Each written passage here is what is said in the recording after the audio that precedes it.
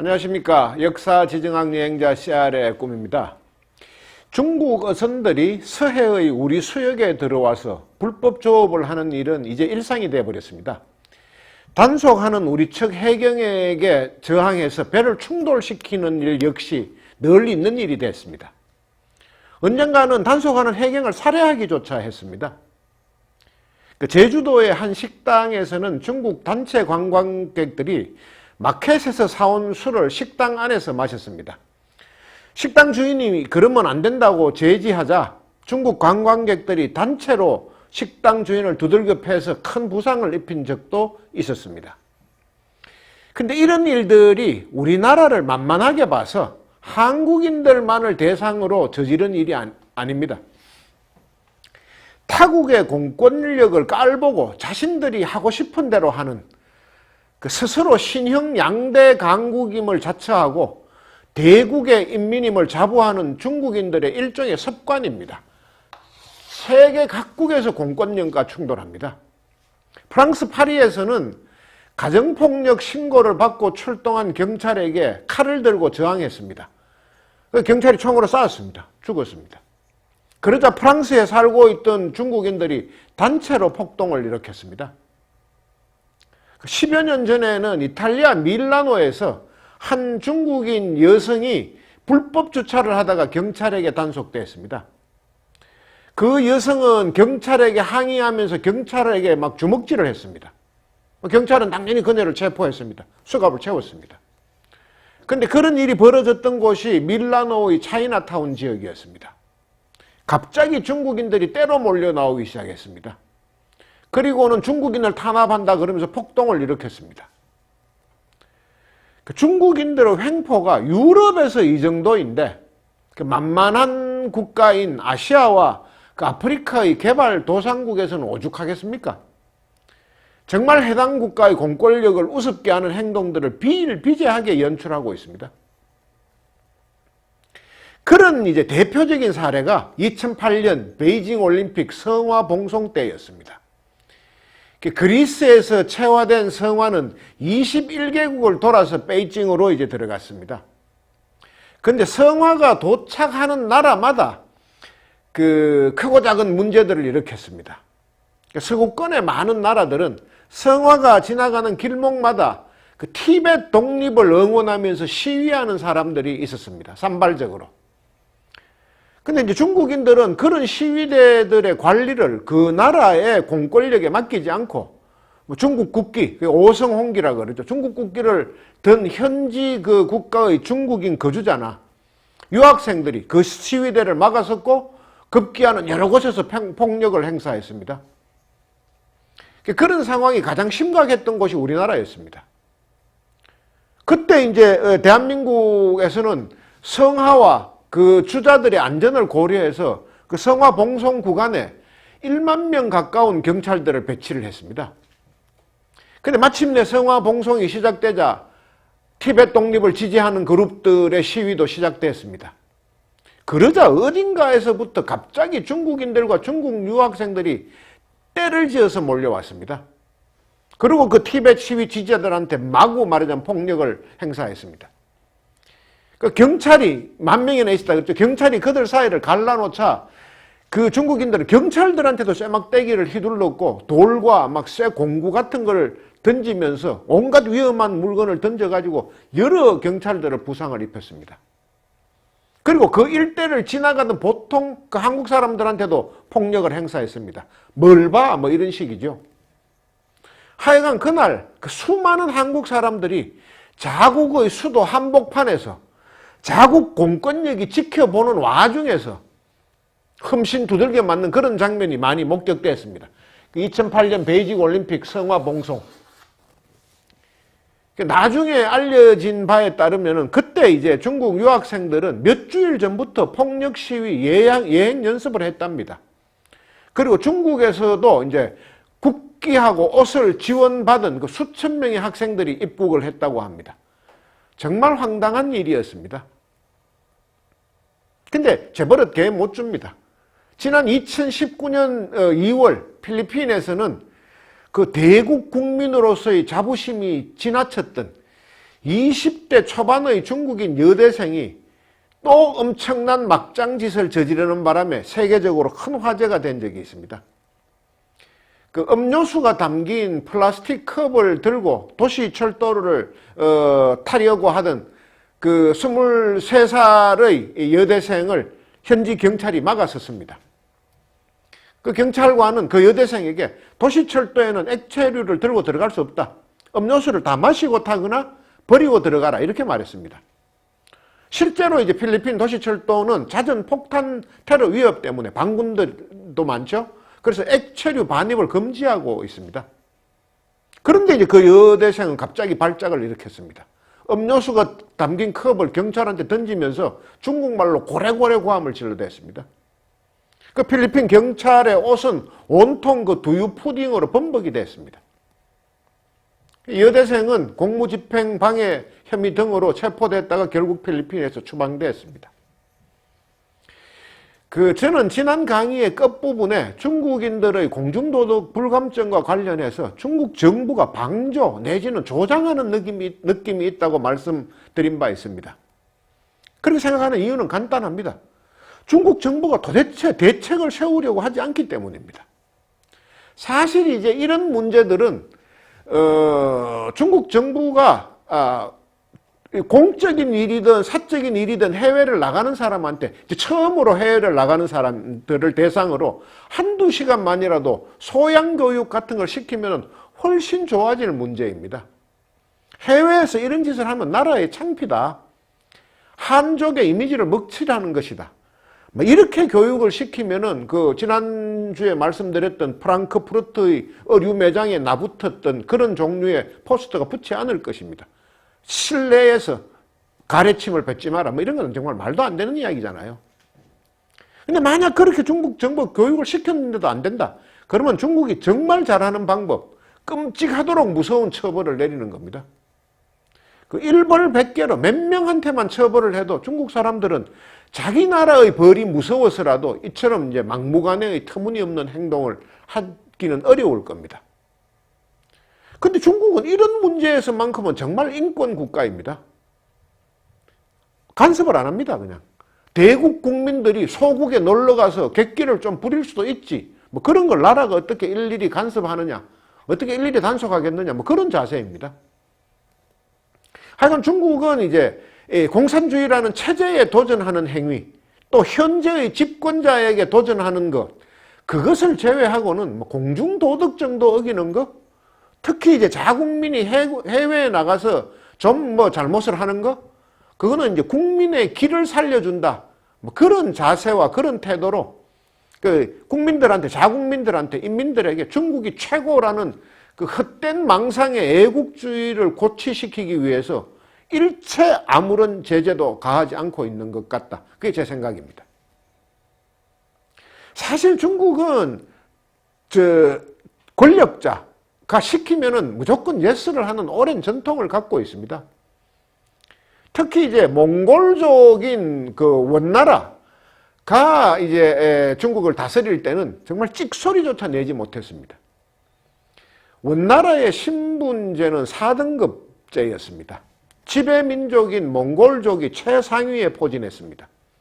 그리고 눈동자에 파란 색깔이 도는 사람을 생목인이라고 그랬습니다. 눈에 색이 있다. 생목인, 투르크 계통의 사람들, 그 사람들이 두 번째 자리였습니다. 그리고 5호 16국 시대부터 있었던 한족과 북방민족과의 융합정책, 소위 이제 호한융합에 의해서 북방유목민족들하고 피가 섞인 북쪽의 한족, 그 사람들이 세 번째 위치. 그리고 이제 마지막이 자신들이 순수 혈통의 한족이라고 주장하는 남쪽 송나라의 사람들, 남송인이 이제 제일 밑에 있었습니다. 그러니까 이제 원나라가 몽고가 원나라로 이제 중국을 다스릴 때, 그때 한족들은 아주 찍소리도 못했습니다. 긴 칼을 못 가지는 건 물론이고 치사용 부엌칼도 지니지를 못했습니다. 반역을 일으키지 못하도록. 아예 한족들은 손에 쥘 수가 없었습니다. 만주족이 중국을 점령했던 청나라 때도 한족들은 읍매기죽어 하면서 숨소리조차 제대로 내지 못했습니다. 그 변발이라 그러죠. 이렇게 뒤에 꽁지머리 하는 거. 그 변발을 하면은 목을 남겨두고 변발을 하지 않으면 목을 걷어가겠다 하는 청나라 조정의 엄포 때문에 전체 한족들이 모두 꽁지머리를 했습니다. 하여간 원나라나 청나라뿐만 아니고 중국의 모든 왕조는 말을 듣지 않을 경우 자국의 백성들이라도 무자비하게 도륙했습니다. 한족에 의한 자국민 대량 학살 사건도 너무너무 많았습니다. 이 장평 대학살, 대생매장이라 그러죠. 이게 전국시대 때, 진나라 때 백기라는 사람이 한 건데 무려 40만 명을 그냥 포로 40만 명을 생매장 시켜버렸습니다. 그리고 항우가 했던 신안대학살, 삼국지에서 그 조조가 했던 서주대학살 등등에 이르기까지. 그 다음에 최근에는 국민당하고 공산당 간의 국공내전에 이를 때까지 끈끈이 뭐 맞으면 수십만에서 수백만의 인물들을 그냥 이 인명들을 살해해버렸습니다. 근데 희한한 거는 그런데도 불구하고 중국은 그런 학살 명령을 내리는 사람에게 그러면 아니되옵니다 하면서 명령의 철회를 요청하거나 저항하지 않았습니다. 뭐 우리는 늘 그랬죠. 전하 아니되옵니다. 통촉해 주시옵소서. 근데 중국은 반대의 목소리를 낸 사례를 거의 찾아보기 어렵습니다. 위에서 저놈들 다 죽여 하면은 런타이도 그래 우리는 사람이 너무 많아 그러면서 그 시키는 명령에 무조건 그냥 따랐습니다. 다 죽여버렸습니다. 그 황당한 명령, 그 수십만 명, 이 수십만 명, 이 죽이는 그런 명령의 정점에 마오쩌둥이 있습니다. 마오쩌둥은 중국 공산당의 창업주의 한 명이었습니다. 그리고 중화인민공화국 건국의 최대 주주였습니다. 며칠 전에 중국 공산당이 창당 100주년을 맞았죠. 근데 마오는 그 100년 전에 열렸던 공산당 창당대회 때도 현장에 있었던 사람입니다. 국공내전 때는 인간의 힘으로는 불가능할 것만 같았던 대장정도 성공시켰습니다. 그리고 병력과 물자가 10배도 넘는 장제스의 국민당 정부도 물리쳤습니다. 국민당 군대도. 하여간 공산당하고 관련해서는 여러 가지 신화적인 성취를 이룬 것은 틀림없습니다. 마오쩌둥이. 근데 역사의 가정은 아무런 의미가 없다고 하지만은 굳이 가정을 한다면은 마오쩌둥이 진정으로 중국의 인민들을 위해서 공산혁명을 했다. 그랬다면은 그의 역할은 중화인민공화국을 건국하는 데까지, 거기까지였어야 합니다. 그 뒤에는 전부 개판이었습니다. 마오에게는 국가경영이라는 개념이 아예 없었습니다. 대표적인 예가 이제 나라가 세워진 지 1년도 채 안 되는데 6.25에 참전했습니다. 국가재정 등 모든 것이 중국이 형편없었는데도 엄청난 병력과 전비를 쏟아부었습니다. 그런데 아무도 마오의 참전 결정에 반대하지 않았습니다. 통촉해 주시옵소서 하고 외친 사람이 아무도 없었습니다. 마오는 그 정도의 권위를 갖고 있었습니다. 공산당 안에서는. 항미 원조 전쟁, 그것이 이제 한국 전쟁을 일컫는 중국 정부의 공식 명칭입니다. 항미, 미국에 맞서서 원조, 조선을 도운 전쟁, 뭐 그런 뜻입니다. 그 전쟁에서 30만 명 이상의 중공군이 죽거나 다쳤습니다. 하여간 그때 마오가 그런 결정만 하지 않았어도 우리나라의 지금의 모습이 아마 많이 달라졌을 것입니다. 특히 이제 마오쩌둥은 경제에 관해서는 완전히 문외한이었습니다. 대장정을 성공했던 것처럼 경제도 밀어붙이면 된다 이렇게 생각을 했습니다. 그래서 1958년부터 대약진운동이라는 걸 시작했습니다. 6억 인민이 힘을 합치면 못할 것이 없다고 생각했습니다. 6억은 그때 중국 인구였습니다. 일단 온 시골 마을마다 진흙으로 용광로를 만들었습니다. 소위 이제 토법고로입니다. 토법고로. 이 말 그대로 흙으로 만든 용광로입니다. 흙으로 법제한 이 고로, 용광로. 그 진흙으로 용광로를 만들고 아궁이에 불만 많이 떼면은 쇠도 녹는 줄 알았습니다. 또 모든 종류의 금속은 녹이기만 하면 강철이 되는 걸로 알았습니다. 마오는. 정말 바보가 아닌가 하는 생각이 듭니다. 철기 시대가 시작된 데가 언젠데 그 정도의 상식도 없었다는 것이 저는 믿기지가 않습니다.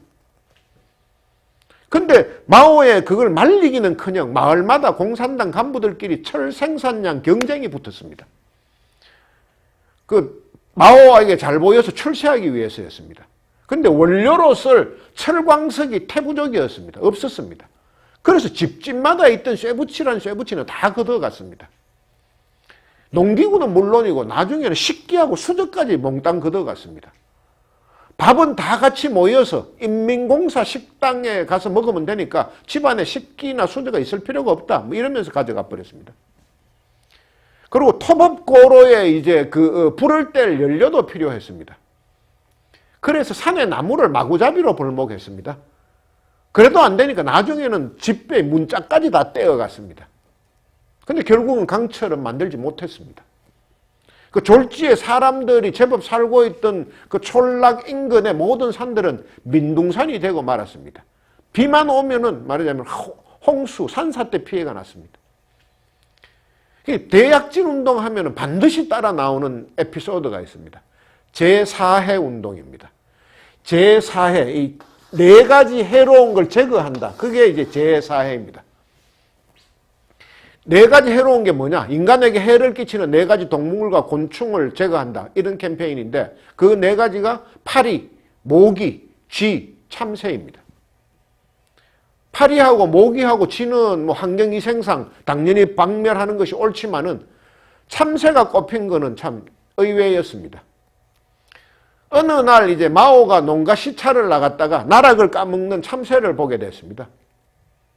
마오는 순간적으로 참새만 다 없어져도 농산물 수확량이 늘어나겠다 이렇게 생각했습니다. 그래서 참새를 잡으라고 지시했습니다. 저 새는 참 나쁜 새라면서. 그러자 또 공산당 간부들이 경쟁적으로 앞장서서 온 국민을 동원해서 나라 안에 참새를 몽땅 잡아버렸습니다. 학교에서는 아이들에게 새총 쏘는 법까지 가르쳤습니다. 수단과 방법을 가리지 않고 참새를 잡았습니다. 결국 한 해에 수억 마리의 참새가 잡혔습니다. 중국에서는 참새가 씨가 말랐습니다. 근데 결과적으로 그 해 농사는 사상 최악의 흉년이 되고 말았습니다. 병충해가 너무 심해서 도무지 씨알이 맺힌 게 없었습니다. 특히 이제 참새와 천적 관계인 메뚜기 떼가 아주 창궐했습니다. 메뚜기가 새카맣게 들판을 메웠습니다. 참새가 있어가지고 그나마 해충이나 메뚜기를 그동안 잡아먹고 있었는데 천적 관계인 참새가 몽땅 사라져버리고 나니까 온통 벌레들의 세상, 해충들의 세상이 되어버린 겁니다. 메뚜기의 세상이 되고.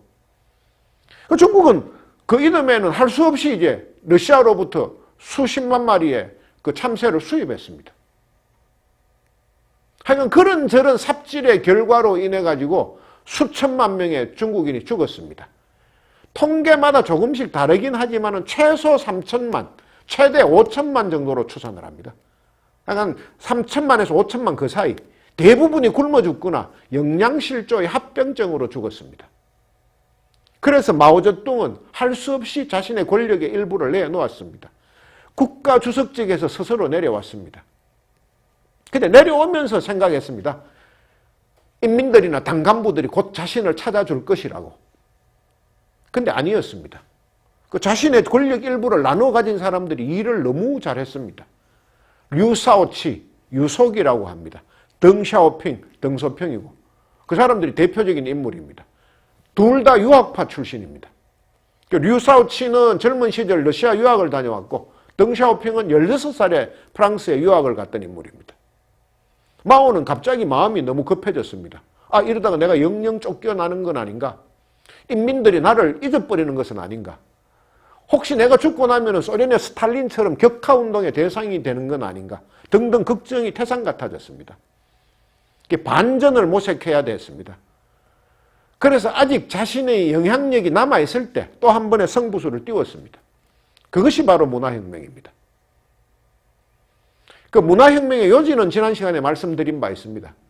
공산주의 아닌 사상은 무조건 틀렸고 마오쩌둥 외에는 위인이 없다. 그 거기에 반하는 것은 무조건 죽이거나 불태우거나 파괴하라. 바로 그것이었습니다. 결과가 어떻게 됐느냐? 중국은 완전히 무법천지가 됐습니다. 공중도덕? 그게 뭐지? 이런 세상이 됐습니다.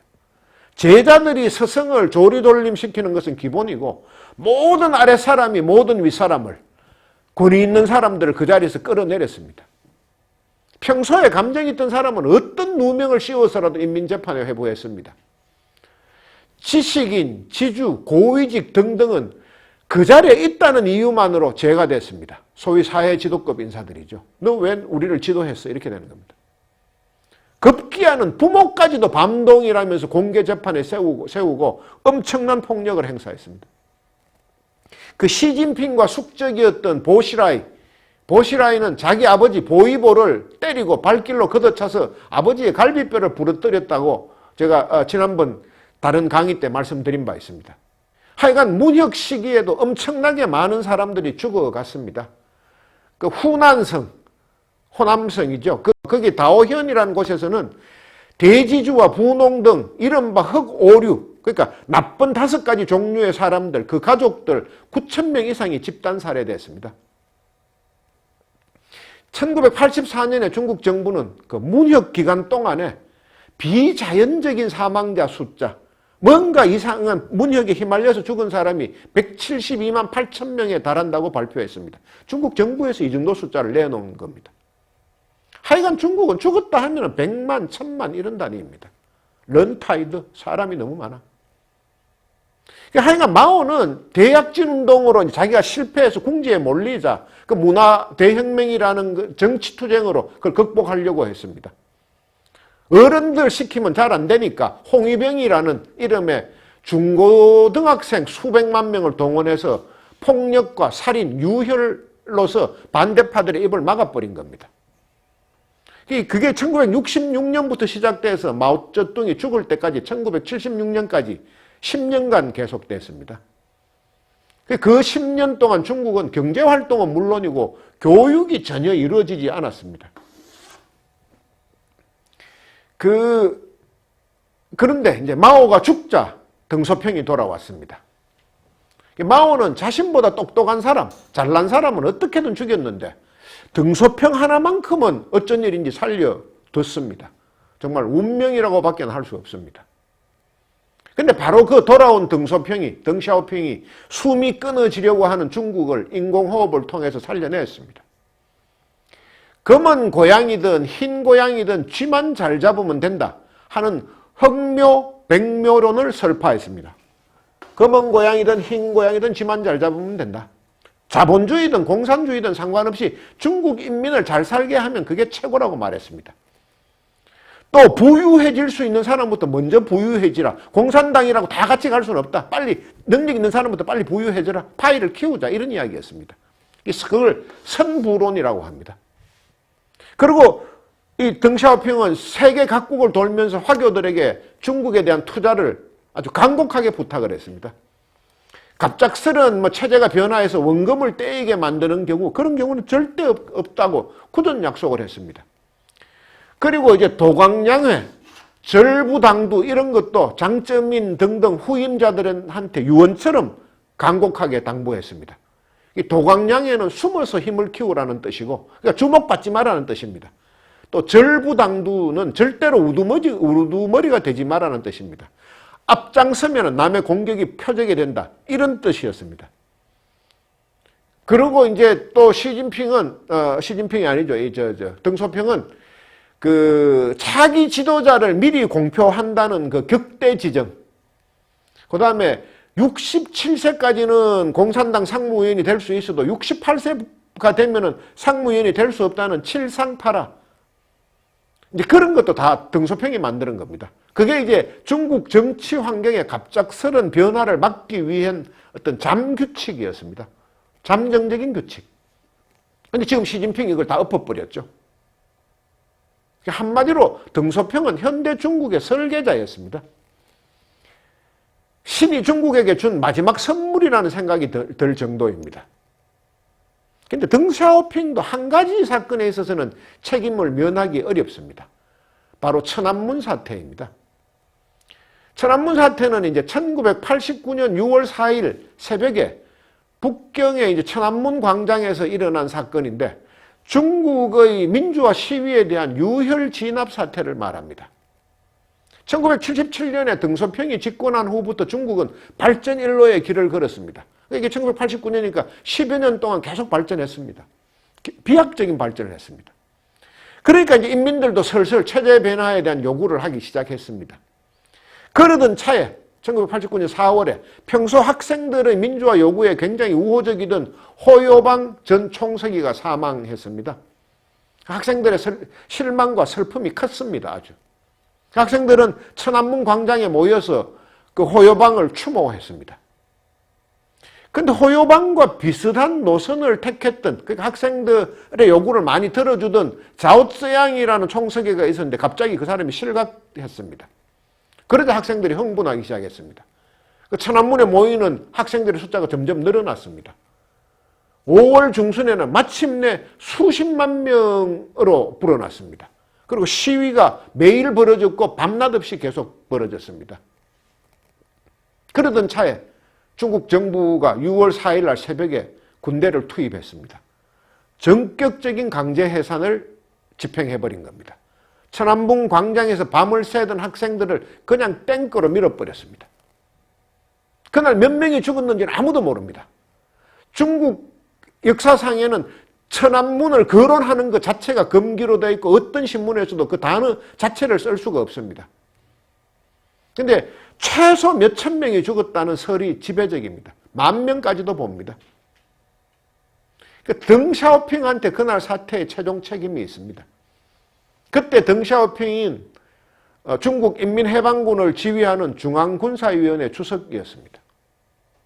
군대를 동원하는 최종 결재가 그가 해준 겁니다.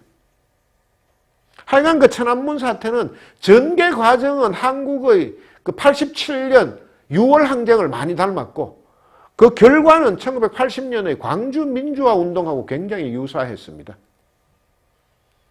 하여간 천안문 사태가 유혈 진압으로 마무리된 뒤에 중국 본토에서는 더 이상의 집단 시위는 없어졌습니다. 민주화의 싹이 뿌리째 잘린 것으로 이제 그렇게 평가됩니다. 영영 고사돼 버렸다. 말라 죽어버렸다. 하여간 그 후에 중국 정부는 이제 국민이 공중도덕 불감증에 걸리든지 말든지 국민들이 도덕이란 낱말의 뜻이 무엇인가 알든 모르든지 간에 체제에만 도전하지 않는다면 모든 것을 눈 감아주는 식으로 바뀌었습니다. 마지막으로 이제 참 그 말씀은 전해드려야 되겠네요. 2007년에 그 이탈리아에서 중국인들이 난동을 부렸을 때 이탈리아 정부는 군대를 동원해서 중국인들을 강제 진압해버렸습니다. 그 과정에서 2,000명 이상의 중국인을 체포했습니다. 그리고 그 당시 이탈리아에 머물고 있던 중국인 불법 체류자들을 대대적으로 단속했습니다. 유학생 비자로 들어와서 불법 취업을 하고 있던 사람도 모두 찾아냈습니다. 정부의 이 같은 조치에 이탈리아 국민들은 환호했습니다.